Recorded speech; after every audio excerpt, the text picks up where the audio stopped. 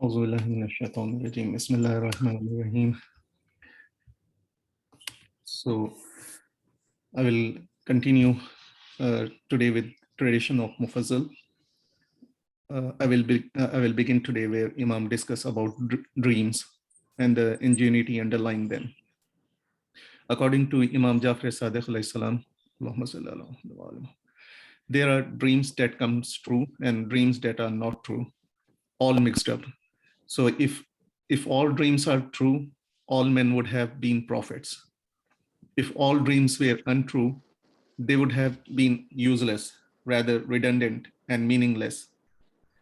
The dreams are sometimes true, which benefits a person in his life under the guidance or to avoid the loss of which he has been informed thereby. They are mostly untrue, so man does not depend on them. Next, Imam takes our attention towards variety of different things Allah created for catering for human needs. He gave earth to build houses, wood to build boats, stone for use as a grindstone. These are the utilities at that time, but like a lot of other things now.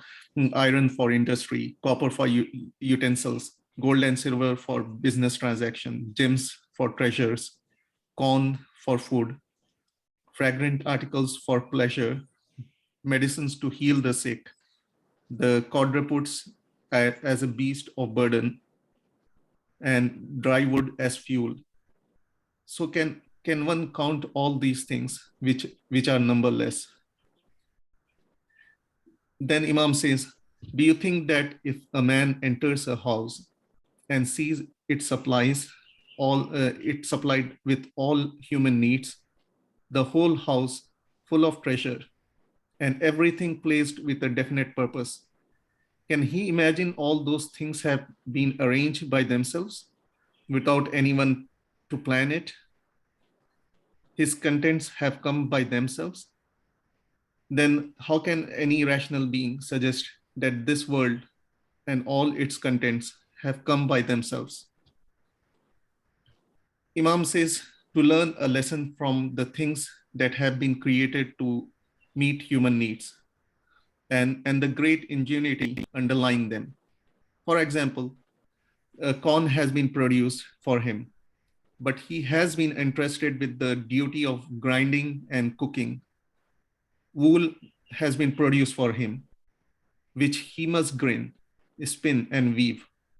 The trees is made for him, but he must sow the seeds, irrigate, and supervise it. The herbs have been created as medicines for him, but he must find them, mix them, and compound them. If Almighty Allah has performed all these items and man has nothing to do by way of his activity, man would have a happy life. Man would not have a happy life if all his needs have been fulfilled without effort, and nor would he enjoyed such a thing. Then Imam says about distinctive features in us.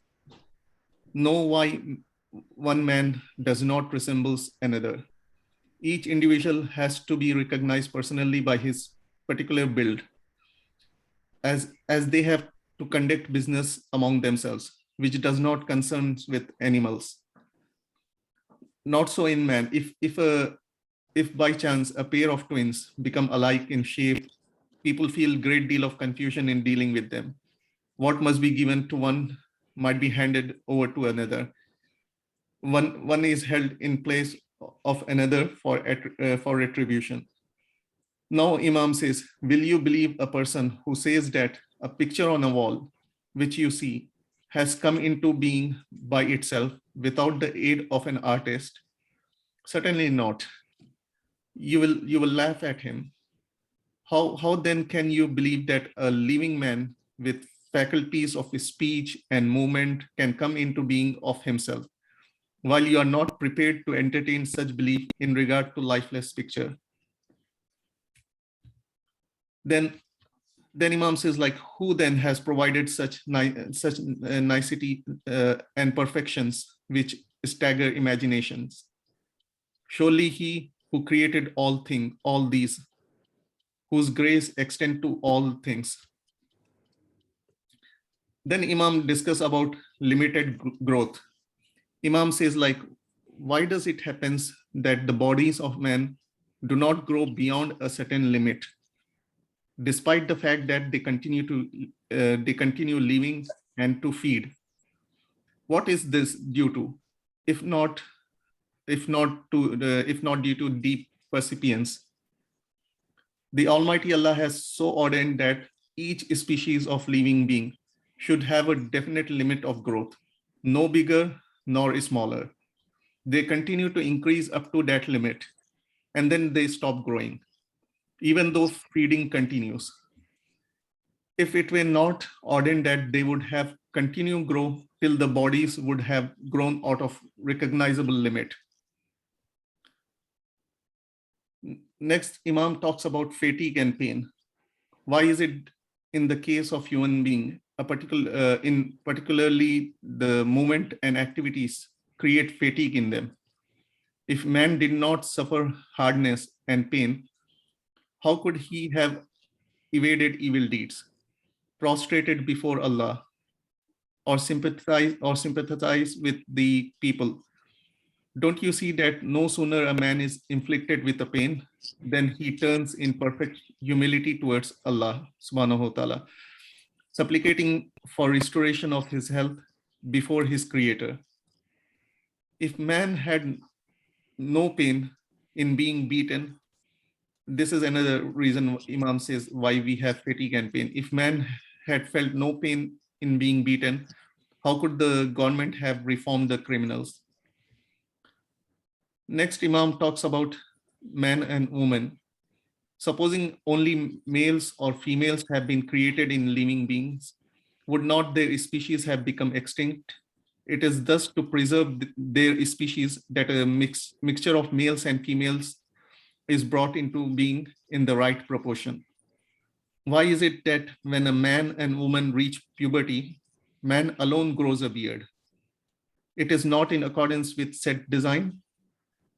This is because the man is created as the Lord and the woman as a housekeeper. Man as such is bestowed with a beard to give him prestige and a honorable lordly appearance. The woman is allowed beauty and freshness instead of that. So it's kind of like attraction for union. Don't you see the flawless merits? Then the Imam says like, don't you see the flawless merits that this creation acquires by design of Almighty Allah? Everything is according to a definite measure. Nothing is given which is not needed. Here, Imam ends his discussion about creation of humans. So it was afternoon and Imam rose for prayer, telling Hazrat Mufaddhal to come to him the next day. So Hazrat Mufaddhal says like, I was overjoyed with the information received. I returned with a graceful heart for Allah subhanahu wa ta'ala for the boon bestowed on me. I had a very pleasant night due to valuable instructions bestowed on me by Master.